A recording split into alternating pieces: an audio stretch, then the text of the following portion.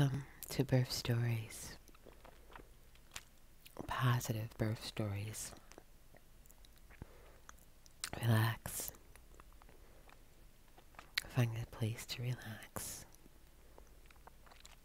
even if it's quiet in your mind.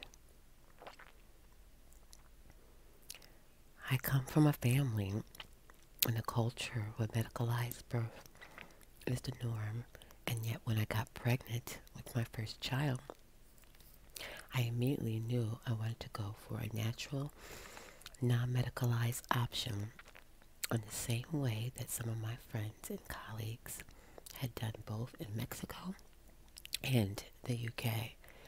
Being surrounded by these women and their positive birth experiences really made me wish to go for the whole thing. I wanted to feel it all. I wanted to follow my intuition at all times, to take my time, and I wanted to be left alone with my partner and minimize the possibilities of having unnecessary interventions.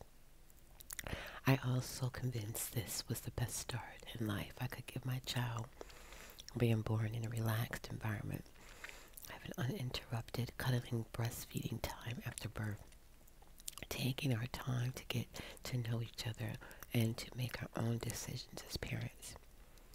When my midwife asked me at 12 weeks of pregnancy whether I had a preference of place of birth, I mentioned home and was presently surprised when she said she would refer me to the home birth team from the hospital. I do feel very blessed to live in a country where the national health system supports women's choices through evidence-based programs. My husband was a bit more hesitant at the beginning, his main concern being, what if it turned to be an emergency?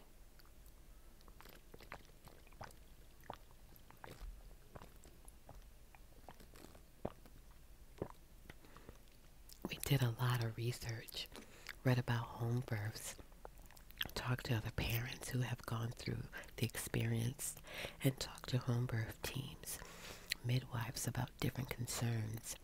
These decisions wasn't difficult at all in the end.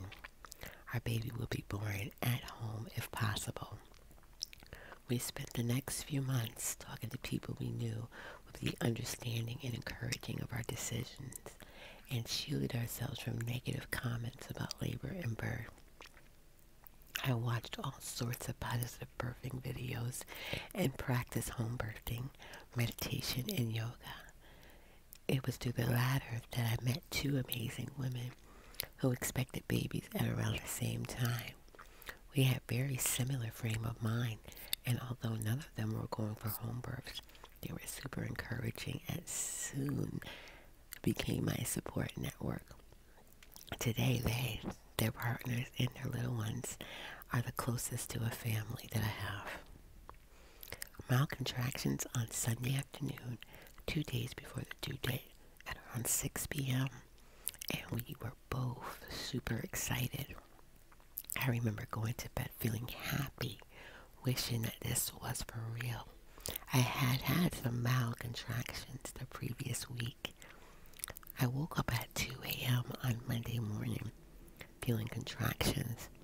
As per our plan, David stayed in bed and tried to sleep a bit longer. I went to the living room and started decorating it with candles, flowers, soft toys, and photographs of happy events such as our wedding. I remember getting into the child's pose and getting lost into my breathing. I'm aware of the pain that came with my every contraction, but I completely lost track of time and space. After my water broke, I moved to the bathroom. A very good friend of mine had suggested sitting on the loo, facing the wall and placing a pillow on the water tank so that I could rest in between contractions. I stayed there most of the time. It was perfect. Being there meant we were not worried about fluids coming out since they were going into the toilet. Plus the bathroom made a cozy, dim, quiet place where David and I were left uninterrupted. By this time, our two midwives and doula sat in the living room. When the birth was imminent, I moved into the living room. Valentina was born at 8 a.m., and we spent at least an hour on skin-to-skin contact while the midwives completed their paperwork. She was then checked, and David dressed her up. We were transferred to the hospital because of a 2-degree tear. I had needed it to be checked. The day was absolutely amazing. It started snowing as we crossed the park. Even though we couldn't stay home, the experience was absolutely amazing. We couldn't have been happier.